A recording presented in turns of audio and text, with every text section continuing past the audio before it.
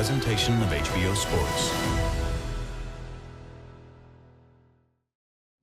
Hello again, I'm Jim Lampley. On March 18, HBO pay-per-view takes you to sold-out Madison Square Garden for the latest make-or-break installment in the shoot-the-moon career of Kazakhstan's middleweight knockout sensation, Gennady Головкин.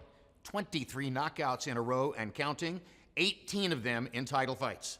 The American opponent, once beaten Daniel Jacobs, has his own streak, 12 knockouts in a row coming in. So to help get you ready for Головкин versus Jacobs, we're going to take you back to Triple G's most recent ring appearance. Last September 10, in London's sold-out O2 Arena against unbeaten British welterweight title holder Kell Brook. It was an unexpected business opportunity for both fighters. After Головкin spent months pursuing his holy grail fight against Canelo Alvarez, Plan B was a contract agreement to fight England's Chris Eubank Jr.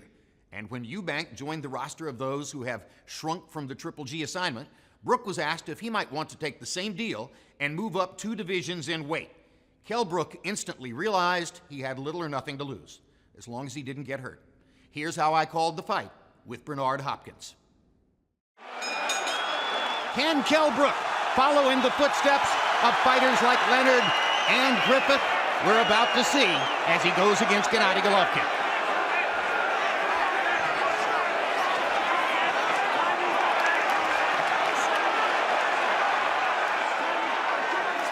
There was a full-scale wave of speculation on the web, particularly in America yesterday, on the notion that Gennady Головkin was ill under the weather, didn't look good at the weigh-in.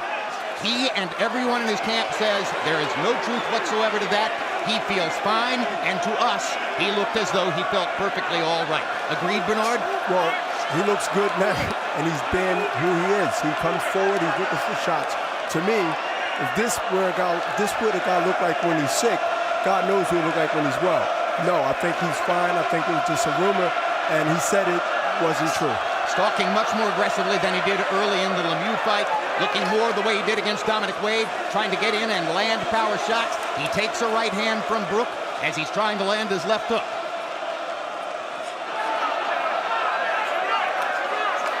Brook got some swelling and maybe a little bruise from the left hook. From the right eye, from a left hook, from Triple G. Triple G is setting him up, and if he's still on that rope... Body shot, Brook is in trouble. And Brook reaches out and grabs Gennady Головkin and gathers him to him after Головkin hammered him to the liver with a body shot. If Kell Brook stay on that rope, he will not survive in this fight. He has to fight his fight. Right now, he's being overwhelmed and overpowered. Uppercut by Brook. Left hook brought the crowd alive. Головкin nodding at him as if to say, okay, I tasted what you got. Kell Brook is not staying in the middle of the ring. He got hurt. I think he's still hurt. And he has to now find a way to survive this round because Triple G is continuing to put pressure and he's continuing to make his punches count. Головkin missed with the right hand over the top. Tapped Kell Brook with the left hook. Brook trying to fire body shots of his own to back Головkin off a little bit. Brook has established that jab more than just one punch. He's throwing a jab, Brook, and throwing one punch at a time and going back towards the rope.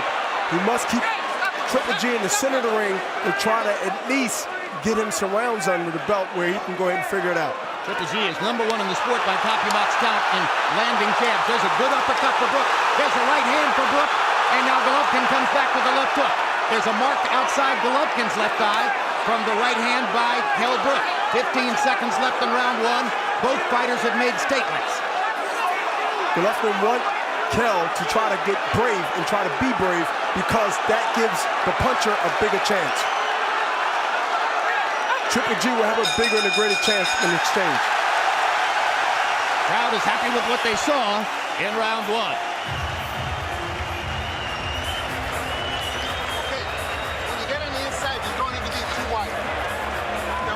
Up the middle, then outside, okay? Get uppercut, either hand, doesn't matter. Here's the left. Because of Kell being on the rope, he got caught with the left to the kidney, rather, and he should have been moving, but he stayed there and got hit with a right hand. How to avoid that right hand is not be on the ropes. If he continues to stay on the ropes, this will happen more often. That was the biggest moment of round one when Brook reached out and grabbed Головкин to pull him to him after the two left hands. There's the uppercut that landed for Brook, and there's the right hand, which may be the reason for a small mark outside of Головкин's left eye. So both fighters are marked from the action in round one.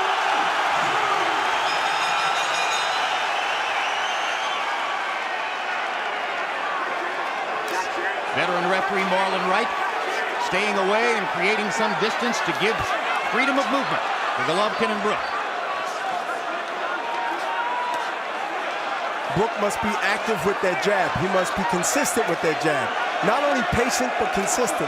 Because if he sits there and wait and take a picture and look at Triple G, then he will receive, and he don't want to be on the end of those punches.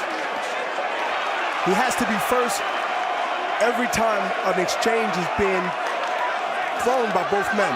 And if he's not first, I don't believe he can take the power in a long fight with Triple G. Well, for better or for worse, he's not trying to stay away. Brook seems to have accepted the reality that he's going to have to fight with Triple G.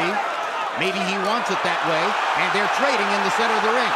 And right now, Brook is getting the better of it as Gennady keeps his hands back. But he must not get too brave when he get too comfortable, because Triple G is a high percentage knockout punch, but he can't. Kell Brook can't think about the power, but he must think about what can happen as far as knockdown, hurt like he was before, so he must be conscious of that. Головкин going to his jab now. Didn't seem interested in jabbing as much in round one. Now jabbing, set up the right hand. And Головкin landing a series of jabs before sweeping a right hand across Brook.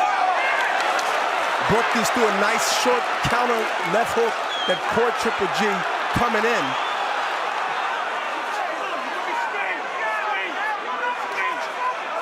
Головкin has not been knocked down in his professional career.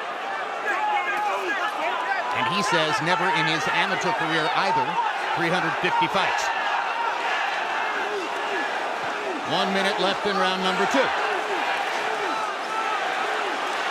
Brook is waiting to counter when Triple G throws one punch or a wild punch. He's waiting to counter. He's a better counter puncher when Triple G is coming in. Uppercut by Brook. Crowd comes out of its seats, excited by the uppercut. Brook getting in some heavy shots here in round number two. Головкin gets in a right hand over the top. But Brook comes back with a four-punch combination. Crowd's getting very excited. It started with an uppercut. Brook threw a punch, and then he threw the uppercut, and he threw the uppercut again, and then he threw the right hand behind it. He's starting to put his punches together, and if he continue to do this in the later rounds, where he buys himself time, where he wears out Triple G to the point where Triple G is throwing one punch and trying to throw the knockout punch, then he might have something here. Brook seems to have realized early on that Головкin wants to put pressure on him, wants to put him in a box, and he's landed effective uppercuts in both of the first two rounds.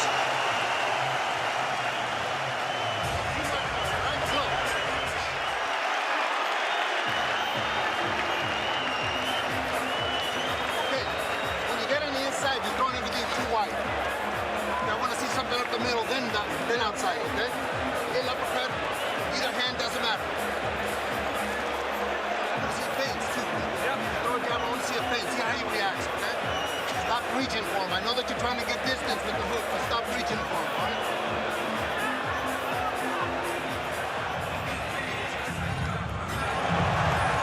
Brook setting up that left uppercut because he threw the right lead first. And he's seen this punch because before the round he tried it and he missed it. This is the punch that can be effective if you continue to throw it in spots where it's needed.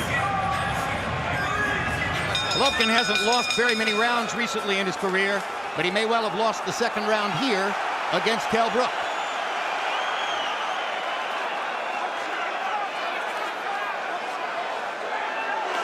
Brook must not get too brave, but smart enough to fight a smart man fight. Referee Marlon Wright is going to call that a slip rather than a knockdown. Головкin totally in agreement.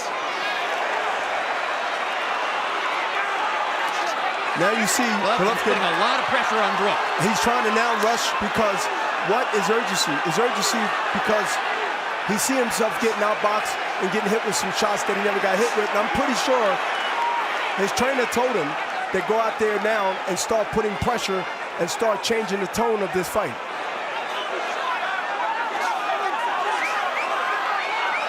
He's digging to the body with a three-punch combination. Triple G, jab, right hand, left hook to the body, and got the attention of Brook.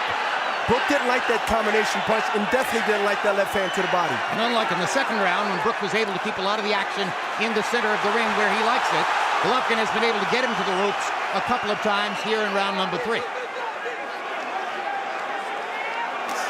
Hard right hand by Головкin. Just misses with the left hook. Головкin don't want Brook to now get confidence. If Brook continue to win rounds here and there and go into a late rounds, then Головkin's going to have really a serious problem catching up. Not that he's in losing the fight, but he must now try to go ahead and establish his dominance. He's walking in, not even ducking. He's coming in just wanting to throw the power punch, but not be leery or worry about the jab because he's so confident that he can hit Brook and maybe hurt him. And Brook got a chance at a clean right hand there and landed a glancing blow. If he had landed it solidly, it could have hurt Головкин. I think he is hurt, Jim. He got hit with a short uppercut just now with the right hand, and Brook is now throwing more than one punch. He's throwing right hands behind the left jab. If he continues to stay poised and pick at shots, but not get caught in a shootout or a fight where he gets the bad end of it. Brook is trying to build something memorable here. Головкин is trying to reverse the momentum immediately. Gennady gasping for breath. Those people who thought he was ill yesterday may be thinking again that they were onto something. But Головkin keeps bearing in and putting pressure on Kell Brook here in round 3. If you look at Brook's right eye, it's starting to swell badly. And Triple G just threw a left and a straight right on that same eye with the left hand. And Brook comes back aggressively, winning the admiration of the crowd. An excellent third round for both fighters.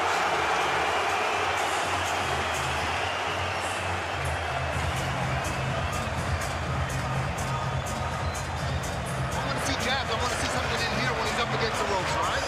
Then throw the jab. Get closer, baby. Come on. You're reaching for that hook. Hey, it's a matter of time. Just keep pounding on that, okay? Now, when you're throwing the body shot, do it with your arm. Don't miss. Here, it's okay. All right? Here's Головкин now seeing a position of throwing the right hand, which he did. A right hook that came around the left hand of Brook. And the punch is there because he's sitting there. Now here we go with Cal throwing the same right hand and getting justice with it by throwing combinations after the jab.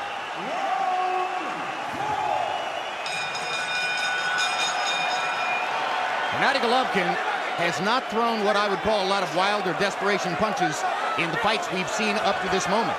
But he is swinging away sometimes here against Kell Brook, seeming to feel a sense of urgency because Brook, at moments here and there, is outboxing him, competing with him, perhaps won the second round. And Gennady Головkin finds himself, it appears, in the closest thing to a real fight so far in this dominant career. And some frustrations. With Triple G showing some frustrations because, listen, Brook is actually putting in a good boxing, but not running. Boxing, moving, punching, slipping. Every now and then, Brook stays on the ropes and he pays a price, and his corners continue to tell him, don't be on the ropes, be in the center of the ring, or keep moving left to right. As you see on the ropes, Triple G has a shot when he's on the ropes. And Triple G tried so hard to land something big against Brook that he dropped his hands and left himself wide open to a Brook right hand. Brook face right now. Brook is landing some solid punches. Головkin taking them so far. Yes, and Brook's face right now is showing the effect of the power of Triple G.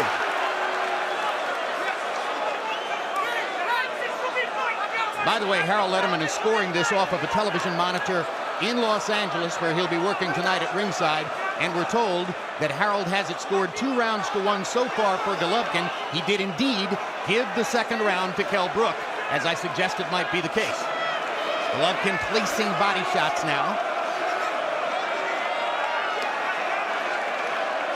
One thing Brook haven't went back to, which was successful to me, was the uppercut. Whether it's coming from the left side or the right side, he hasn't thrown that punch since the first and second round. And he was successful with it in both the first and second rounds. Головkin sticking the jab. They both throw him rabbit punches. Both fighters' faces are showing damage from the shots they've landed in the first 3 rounds. Головkin is trying to hammer Brook to the liver one more time with the left hand. The way he hurt him in the first round, hasn't managed to land it here in the fourth. It looked like Triple G is just actually, pushing his punches. Doesn't look like he have any snap on it, Jim. It doesn't look like he had the power that in speed. When I mean speed, the power is there, but the speed is not there. They seem like arm punches, like he's throwing punches hard, but they have no snap on it. We call them arm punches in boxing.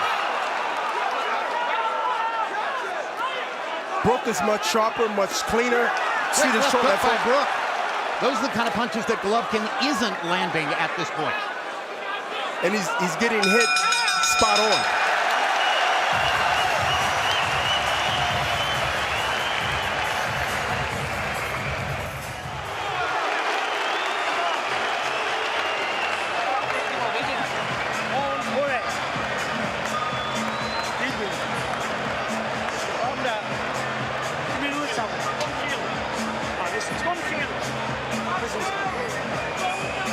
That's 3 rounds. Trust me, I'm watching every moment. I'm watching every moment. Do you understand? Dominic You've got Ingle game me and I'm watching everything what's going This on. is called the bait and to kill switch. Brook. This Go is ahead. called the bait and switch. He pulled him in to counter him. He pulled him in to throw a punch, which is Triple G. He threw the punch, he missed the punch, and he got countered with a good right hand. Once I don't see you kill Brook, that's it. You're going to be there. You're still there. Right?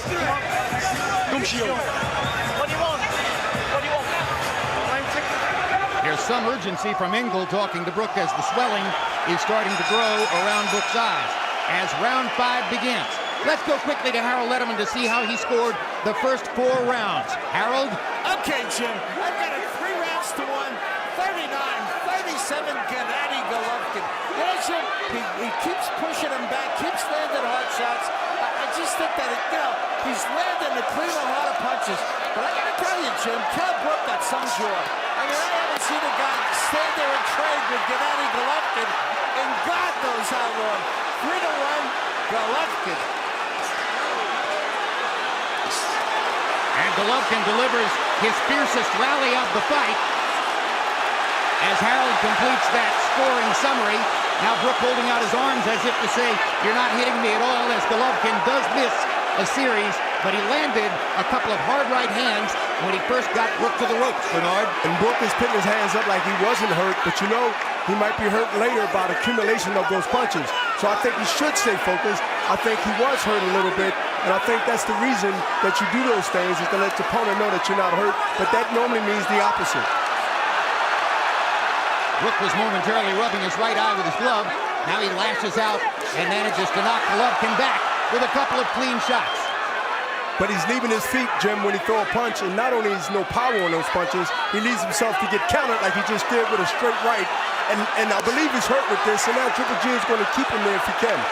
Brook once again erupts off the ropes. We're only halfway through the 5th round.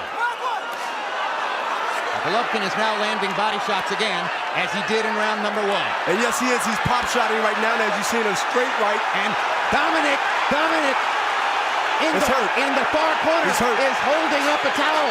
Ingle is trying to get referee Marlon Wright to stop the fight, and now he finally throws the towel into the ring, and Gennady Головkin is going to have a technical knockout victory in round number 5.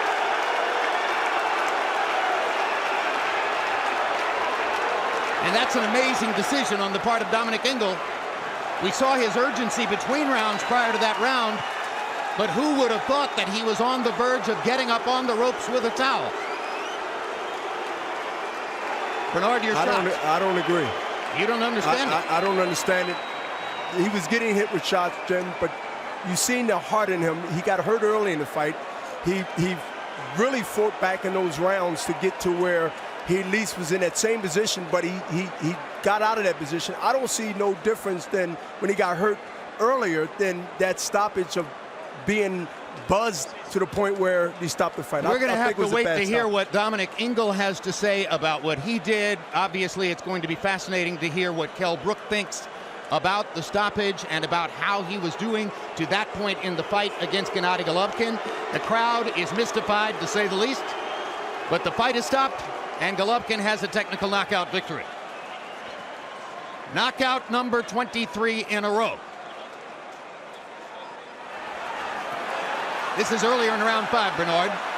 Exactly. Here's it right now. To me, he's just as hurt here, where his legs is not under him. And there you can see Dominic Ingle waving the towel. And so that's what I believe, that, you know, it was a bad stoppage. Let the man finish. This is an opportunity to make history, an opportunity to fight your way back.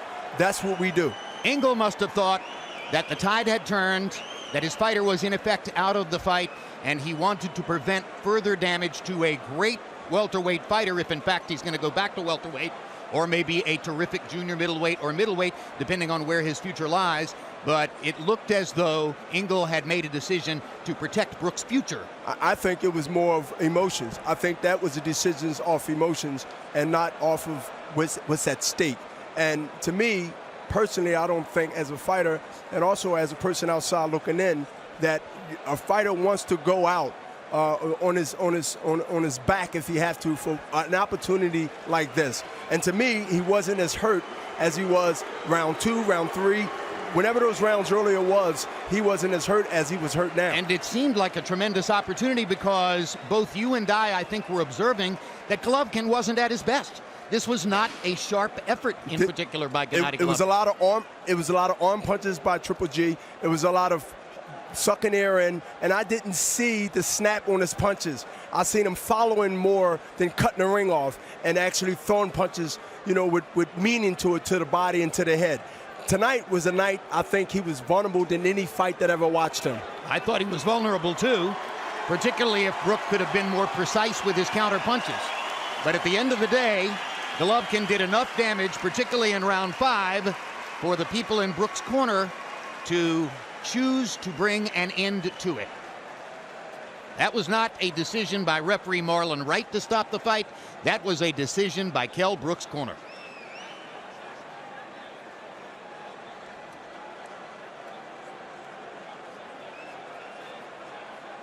And Golovkin, among many things that he must be feeling, you would have to assume that relief is one of them. That was the easy way out. One of them is relief, and you know, to still be on that run of defenses and also victory. Yes, a win is a win, and however he got it, he did his job. Standing in front of us, ring announcer Michael Buffer is waiting to deliver the particulars on the technical knockout, but he has to await a cue from Britain's Sky Television, which is the host broadcaster for the event. So as Golovkin poses for photographs behind Michael Buffer, Buffer waits for a cue from Sky Television, and the questions are continuing over in Kell Brook's corner, where the fighter, his brother, and perhaps some others are interested in an explanation as to why the fight was stopped.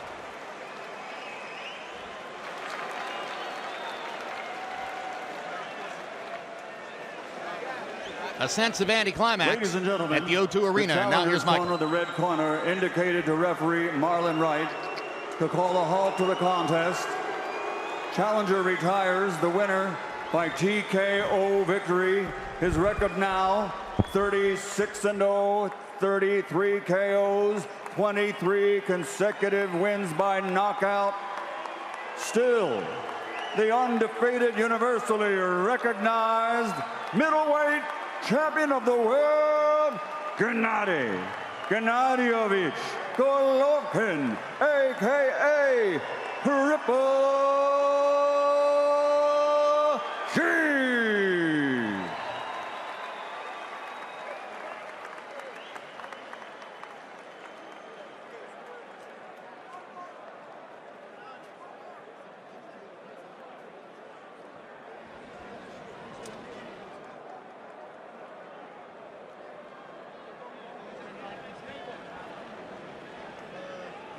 Plug.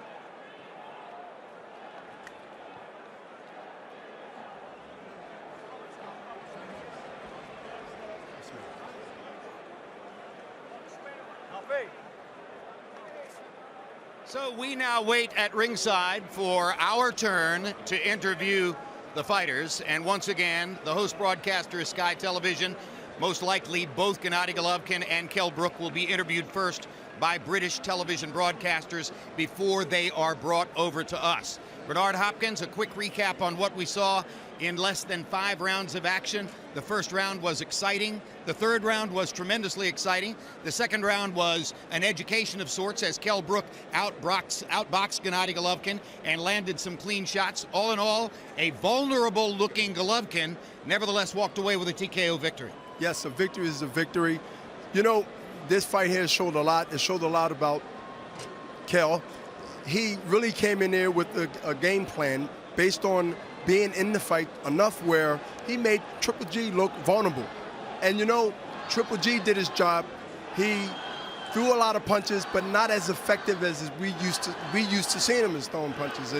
And to me, I seen a vulnerable night. I seen an opportunity for Kell Brook to be able to make history. But you know, you can't charge, and I would not charge Triple G for the way the fight ended. It ended because obviously the corner was looking out for their fighter. I'm looking forward what's next. I'm looking forward to see a middleweight make history by defenses, and whatever he do after that will be good for himself, but also good for the history, the sport of boxing. Because of what we saw, I think one question that's likely to come up immediately following the fight right now in post-fight interviews was this firestorm of web speculation in the United States yesterday that Golovkin was in some way ill, that he was compromised going into the fight.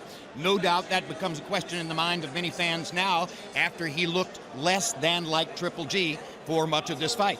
Yeah, I mean, he didn't look like Triple G that I used to seeing, so maybe with some little truth to that. We will find out later on, but listen, even being sick if he was, he showed power. He also showed that he deserved to be in this position. I'm just excited to watch, to see what happens next, who he fight next. Hope is someone that we all care about to see. And you know what? Right now in the middleweight division, I can say Jim is in good hands and is being talked about on a high stage. Well, maybe Golovkin looked vulnerable enough tonight that we have a chance to see some of the big fights against big-name opponents that we've been waiting for and that he has not been able to attract so far. Meanwhile, I'm being told by our producer, Dave Harmon, that we are going to show the entire 5th round now to look back at it. And it's going on right now to look at what happened in the 5th round, but I must tell you that we have no ringside monitor, so while you at home can see it, we can't. Well, let's step back over to our announce position here. Aha. So here's what's going on in the 5th round, and at this point, it appears, Bernard, that Golovkin has gotten Brook into trouble. Yes, he has him in trouble because he's on the ropes, but a lot of those punches went over the top. As you see Kell Brook put his hands up, he ain't doing nothing, and he didn't get hit with 4 or 5 of those punches. But this where I see that he has an opportunity now, that is Kell Brook, to be able to throw that jab and throw that right hand, and maybe get Triple G to run into something. But he didn't get that opportunity, as far as I'm concerned. All right, I'm getting into the position right now, and here comes Gennady Golovkin. Yeah, thank you very much. Now here's Gennady Golovkin at ringside, and Gennady, we've just been showing our viewers everything that happened in round 5. I think there was a surprise to a lot of people when Dominic Ingle in Brook's corner chose to throw in the towel. Were you as surprised as everyone at ringside by that? No, this is not a surprise. Just first of all, respect Kell. Kell, he's a good fighter. He's a huge fighter. And he's not middleweight. You know, he's not his division. And you could tell that from the first round that he was not, in fact, big enough or strong enough to give a good account of himself in the fight. Is that right? Yes, you're right. I promise bringing big drama show like street fight. Look, this is not boxing. This is like street fight. I feel it's finished. I feel it's game over. But he boxed well in the second round. He counterpunched you effectively. He actually won the second round in the eyes of some judges. And there were moments in the fight when he appeared to be competitive with you. Wouldn't you agree? You know, just I think I lost all rounds. Maybe first round I beat him, and second round just knocked him down. And I feel it's finished. You know, maybe a couple rounds more and that's it. Because you know I don't feel power. I don't feel. Yeah, he touched me, and I don't feel. You did some wild swinging. Were you trying to go ahead and get the knockout immediately? Absolutely, absolutely. I want first round now. Just able to tell me, just take your time. Just not boxing, just pressing him because he's broken. Bernard, you have a question for Gennady? Did you feel any threat in any round where you feel that you have to be cautious or careful once you felt his power? Did you respect his power to be able to be cautious walking in? Yeah, but I don't feel his power. I feel his distance. He has great distance. You know, he fielded me, and after the second round, I understand it's not boxing. I need street fight. Like, you know, just broke him. That's it. There was a sudden outbreak of speculation on the web, particularly in America yesterday, that you were sick, that you had an illness, that you didn't feel good at the weigh-in, that you looked pale, etc. Is any of that true? No, this is not true. You know, I feel it's great just because I'm not smile. You know, this is serious business. You know, this is serious business. I know, I understand this business. I understand my situation in middleweight division. I feel after the first round, he's not middleweight, and I'm not scared. 1 to 10, how would you rate yourself in this? From 1 to 10, how would you rate this fight? Your performance. My performance, 3 or 4. Not good. Not good, yeah. You know, I promise bring drama show. So the reason you would say 3 or 4 is because you were too anxious to go ahead and get the knockout. Is that right? Yeah, because I'm today just not boxing, not like world class, boxing world class. You know, like street fight, like sparring. This is like sparring. You know. All right, well, you need the focus and concentration of fighting the best in the world. Abel, let's bring in your trainer, Abel Sanchez, here for a moment. Abel, what were you saying to Gennady throughout the fight? He says it was a 3 or a 4. How did you feel about his performance? About a 4. Yes, he was trying too hard to knock Kel out. The not smiling yesterday, he had an hour and 40-minute ride. He was upset. He wanted to get on the scale and get out of here, but he just was trying too hard. I was trying to tell him this is a 12-round fight. Just beat on him, practice. I wanted him to use the jab more. He's used it half the round and then he wouldn't use it. But the corner did the right thing. It was a matter of time. He was taking too many clean shots. At that point where they stopped it, it was over. I mean, Gennady knew it was over and he was touching him with too many clean shots. I think something's wrong with his eye, and the heavy hands eventually were going to hurt him permanent.